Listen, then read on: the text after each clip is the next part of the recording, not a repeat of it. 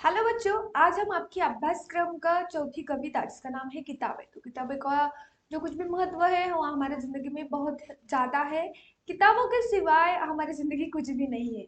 तो किताबों पर बहुत अच्छे तरह से यहाँ पे हमें कविता दी गई है, उसका स्वाध्याय आज हम देखने वाले हैं। तो पहला प्रश्न देखिए, चलिए देखते हैं, स्वाध्याय की ओर बढ़ते हैं। सूचना के अनुसार कृतियां कीजिए। इसमें से पहला है कि पाठ के आधार पर वाक्य पूर्ण कीजिए। तो यहाँ पे देखिए, पहला है कि किताबों की अब बनी आदत डैश डैश। कविता किताबों की अब बनी आदत नींद में चलने की। उसके बाद अगला है किताबें जो रिश्ते सुनाती थी। किताबें ऐसी कदरें सुनाती थी जिनके सेल कभी मरते नहीं थे। इसके बाद लिखिए, इस संदर्भ में हमें कुछ कृतियां दी गई है, वो हमें पूरी करनी है। तो यहाँ पे देखिए, आपको स्क्रीन पे कुछ कृतियां दिख रही होगी, अभी हम दिखाते हैं।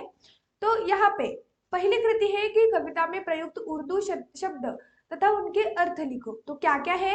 पहला है हसरत। हसरत का मतलब है इच्छा। उसके बाद है राब्ता। राब्ता मतलब संपर्क। उसके बाद अगला शब्द है इत्म। इत्म का मतलब ज्ञान। और अगला शब्द अल्फाज। अल्फाज का मतलब है शब्द। उसके बाद सफा। सफा का मतलब पृष्ठ। और आखिरी है सोबत। सोबत का मतलब संगत।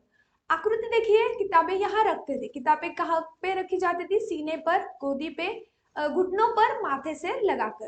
और इस तरह से यह कृतियां यहाँ पे समाप्त होती है। अगला सवाल देखिएगा। अगला सवाल यह है कि प्रथम 5 कविताओं का पंक्तियों का भावार्थ लिखिए। तो कविता में शुरुआत की जो कुछ भी 5 पंक्तियां है उसका भावार्थ हमें यहाँ पे लिखना है। तो क्या है इसका भावार्थ, ध्यान में लीजिए। कवि किताबों के संपर्क के बारे में बताते हुए कहते हैं कि किताबें पढ़ते समय किताबों को कभी छाती पर रख कर लेट जाते थे, कभी गोद में रख लेते थे, कभी अपने घुटनों को रिहल की तरह बनाकर पुस्तक उस पर रख कर आधा माथा टेक कर पढ़ते थे। उसे माथे पर चढ़ाते थे ताकि भविष्य में भी उससे ज्ञान प्राप्ति होता रहे। तो देखिए, जब भी हम कोई किताब पढ़ते हैं तो किताब को हम हमारी आदत के हिसाब से हमारे कंफर्ट के अनुसार हम क्या करते हैं, उसका इस्तेमाल करते हैं। तो जो कुछ भी बातें हैं ये इस कविता में बताई गई है।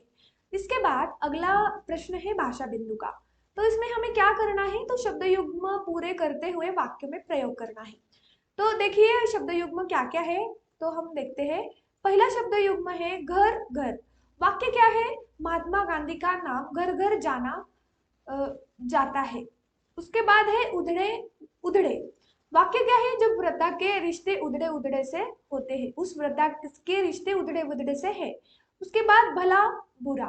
वाक्य क्या आएगा? भला बुरा कैसे भी हो, भाई भाई होता है।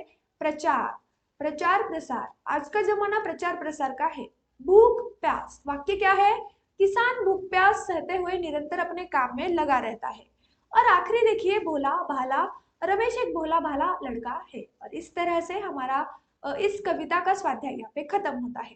अगर आपको इसमें कोई दिक्कत है तो आप कमेंट कर सकते हैं, और आपको हमारे YouTube चैनल पे ऑफिशियल नंबर भी मिल जाएगा। उस पे आप मैसेज के स्वरूप में आपके जो कुछ भी परेशानियां हैं वो वहाँ पे पूछ सकते हैं।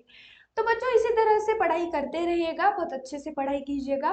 तो आपको इस कवि इसके आगे के और इसके पहले के जो कुछ भी कविता है, पाठ है, उसके स्वाध्याय देखने के लिए हमारे चैनल पे जाना पड़ेगा। वहां पे आपको 9वीं कक्षा हिंदी इस फोल्डर में आपको सभी स्वाध्याय मिल जाएंगे। तो बच्चों, अच्छे से पढ़ाई कीजिएगा, अपना ख्याल रखिएगा।